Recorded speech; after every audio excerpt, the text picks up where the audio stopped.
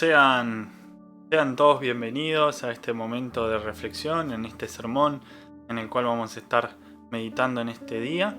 Deseo que la gracia y la paz de nuestro Señor Jesucristo esté siempre en nuestros corazones y deseo también que nuestro Dios nos guíe y nos ilumine con su Santo Espíritu para que podamos comprender y entender su palabra en este momento de reflexión. Amén. Sin dudas, estimados hermanos, estamos ante uno de los relatos bíblicos que es uno de los más conmovedores del Evangelio de Juan. Y si hoy estabas esperando escuchar una predicación habitual, quiero que me permitan salirme un poco de esa norma, ¿sí? Sin dudas, hoy quiero que entendamos y comprendamos que el mensaje que Dios tiene para nosotros de una manera un poco distinta. Entonces quiero empezar a comentarles, mostrándoles de pronto qué ven si les muestro estas serpientes, ¿sí? ¿Qué es lo que observan a la hora de estar mirando esta imagen? Y seguramente a muchos les va a dar miedo. Y a otros también tendrán un poco de respeto, porque muchos le temen a las serpientes, otros le tienen respeto, y otros simplemente no les producirá nada.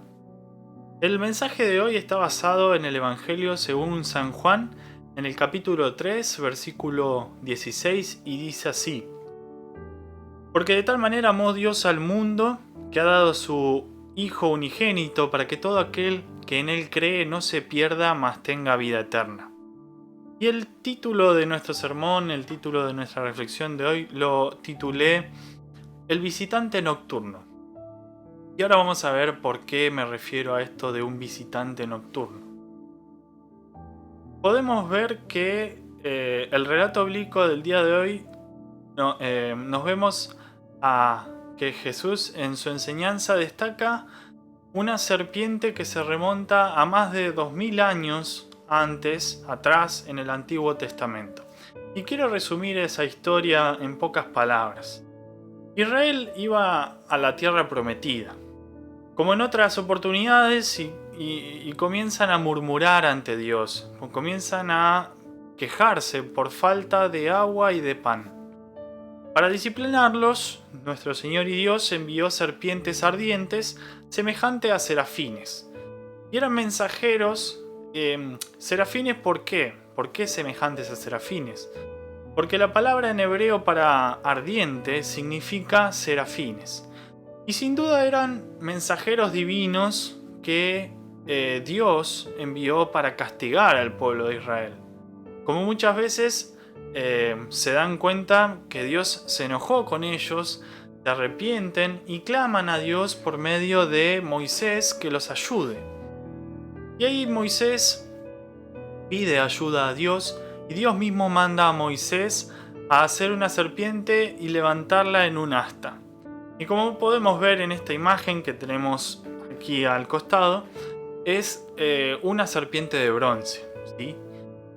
Y bueno, todos los mordidos que fijaban la mirada en esta serpiente se salvaban. Porque sin duda el episodio era que se habían desatado un montón de serpientes en el lugar y todos los israelitas estaban siendo picados y matados. Pero todo aquel que había sido mordido y que fijaba la mirada en esta serpiente iba a ser salvado. Y entonces esto implicaba para aquellos cristianos mirar con fe hacia la promesa de Dios. Y así hoy nosotros hacemos cuando de pronto nuestra vida no va como queremos o se presentan complicaciones al mirar al Cristo clavado en la cruz. En ambas historias la muerte es la esperanza, disculpen. En ambas historias la muerte es la amenaza sobre el pecado, ¿sí? Como saben, la causa, la paga del pecado es la muerte. Y Dios en este momento provee un remedio, algo que es levantado a la vista del pueblo, que sin dudas todo el que mira con fe allí es curado. Pero hay algo interesante que destacar de la historia de los israelitas, es que Dios proveyó la ayuda, pero no quitó lo que sería la causante de muerte, que son aquellas serpientes, sino que ellas siguieron picando y matando, y allí es donde llega el gran dilema para nosotros. Allí es cuando ver y creer o no ver y morir. Dios hace lo mismo hoy en nuestros tiempos. Él dio a quien iba a proveer la cura para nuestras almas, pero no quitó lo que puede destruirnos si nos descuidamos, ¿sí? Porque como saben, el pecado va a seguir estando entre nosotros. Y por esta razón, hoy quiero comenzar este mensaje así, para poder entender un poco mejor el contexto de lo que estaba sucediendo en este relato. A Jesús le llega un hombre, un visitante nocturno, con muchas dudas y con muchas preguntas, pero que sin dudas observamos que no es solo de él la duda, porque el mismo Nicodemo dice: Rabí, sabemos que has venido de Dios. Y el plural nos demuestra que había intereses de parte de otros en saber qué era lo que estaba sucediendo. Entonces, nuestro curioso visitante se encubre en las tinieblas de la noche para no ser visto y averiguar qué era lo que hacía Cristo, ¿sí? Y Jesús, como ingenioso maestro que era, le lleva a una charla que, aumentando con el correr de los segundos, va aumentando su dificultad. Al principio le habla del nacimiento, lo cual Nicodemo no entiende por razones de que Jesús le lleva la charla a otro nivel y comienza a hablarle sobre su obra redentora y de lo que él tenía que hacer.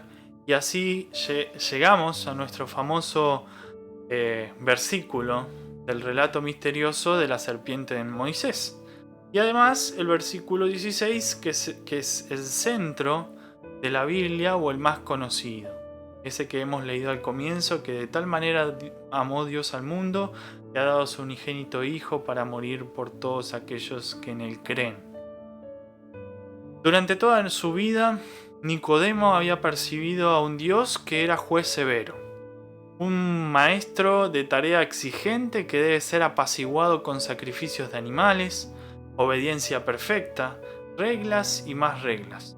Pero en esta conversación nocturna, por primera vez en su vida, se describe a Dios como alguien que ama, que perdona y da la bienvenida a los pecadores a la casa. Y en cambio, aquí podemos ver un cambio en la vida de Nicodemo para siempre. Así que ahora estamos aquí, sentados y pensando, y que esto, ¿qué reflejo trae para nuestras vidas? Y me pregunto, ¿qué trata de decirnos Dios en esta mañana?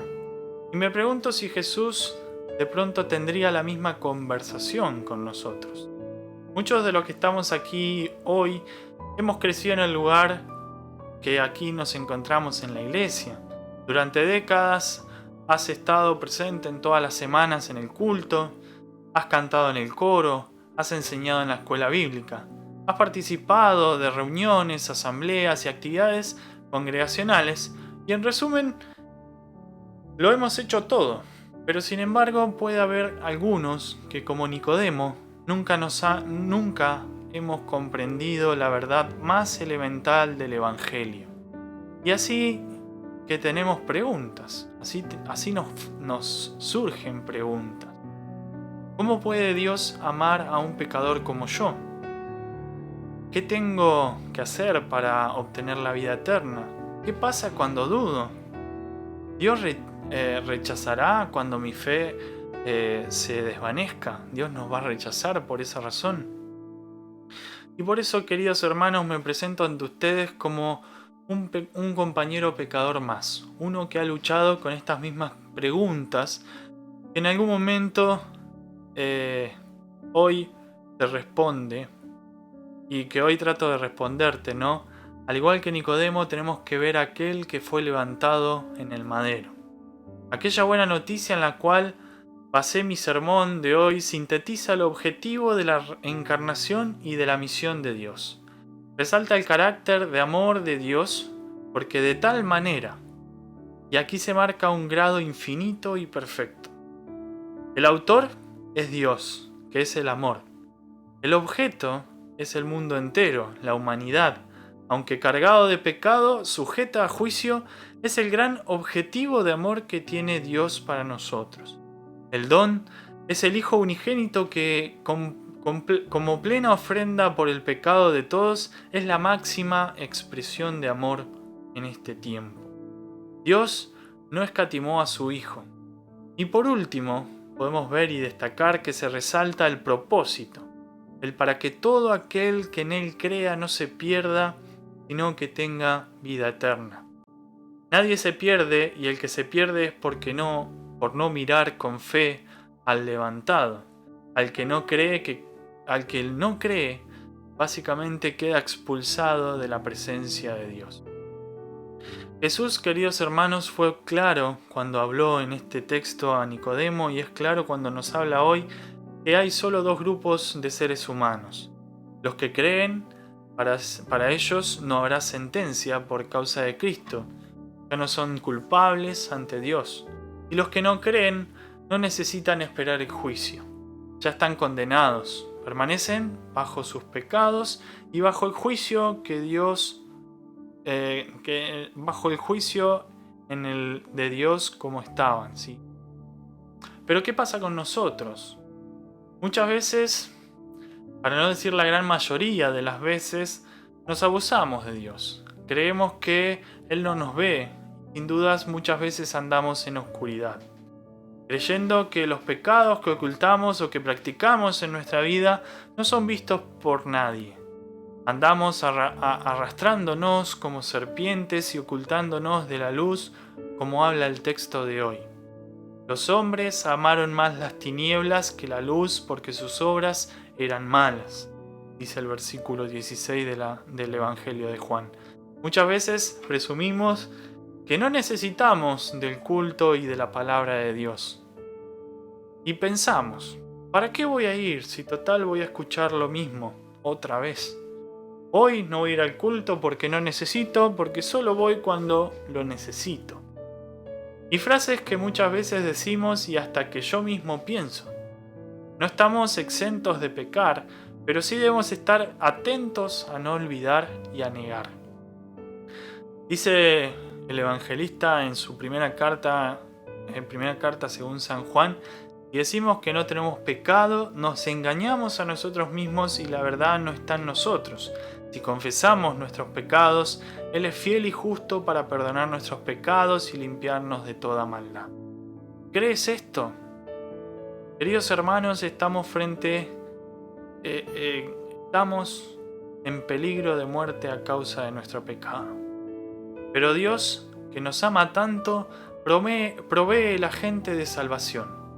La serpiente más profunda es aquella que entre la serpiente esta de bronce que hemos visto en el comienzo y Jesús, en verdad fue el hecho de ser levantado. Esa es la relación más profunda que tiene estos dos textos.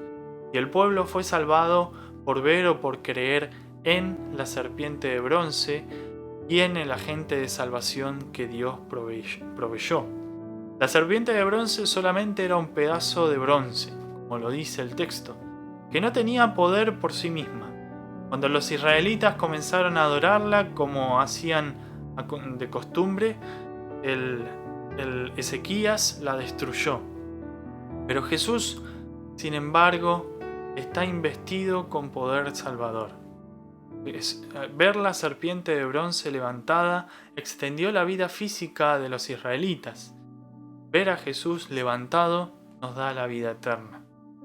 Por eso, y ya finalizando con este mensaje, nuestro Señor Jesucristo, tras habernos salvado y quitado todo el pecado, ahora continúa diciendo: pero el que hace la verdad viene a la luz para que sus obras sean manifestadas, que no son hechas en luz. Promesa que encontramos aquí debido a que tras la sentencia que da a los que no siguen la luz, muestra que en su infinito amor y en su misericordia, a los que andan en la verdad, o sea, con Cristo, serán recompensados por Dios y serán parte de la herencia eterna que Dios nos promete. Miren la obra maravillosa que encontramos aquí. Piensen en esto. Nicodemo durante el día era aquel que junto a otros fariseos y escribas planteaban cómo destruir, derrotar y matar a Jesús. Sus obras eran malas. En cambio, con el encuentro de Jesús, las obras de Nicodemo cambiaron. Y quizás les interese saber que solo encontramos a su nombre 2 veces en toda la Biblia. Una vez, mientras se reúne con el Sanedrín, Nicodemo dice que no debe ser demasiado rápidos para juzgar a Jesús. ¿Qué riesgo defender a Jesús frente a sus compañeros? Y de nuevo, aparece Nicodemo el Viernes Santo cuando él y otros seguidores secretos llaman a José de Arimatea para bajar el cuerpo de Jesús de la cruz, lo embalsaman en especies y lo depositan amorosamente en la tumba. Nicodemo arriesgó su estatus, su reputación y su propia vida, todo a causa de esa conversión una noche en la oscuridad. ¿Y estamos dispuestos ahora nosotros a hacer lo mismo por el mensaje de salvación de Cristo? ¿Creemos o queremos? ¿Qué haremos con esta buena noticia que Dios nos ha dado a conocer hoy? ¿La guardaremos o la haremos saber a los demás? Queridos hermanos, hemos sido restaurados, hemos sido restituidos y perdonados por la muerte de nuestro Señor Jesús. Su sangre ha sido derramada por nosotros y sin dudas Él nos ha salido al encuentro en nuestro bautismo. Gracias a Él podemos ser llamados hijos de Dios. ¿Qué más queremos para nuestras vidas? Quiero invitarlos ahora sí, para culminar con esta prédica, que hagamos silencio.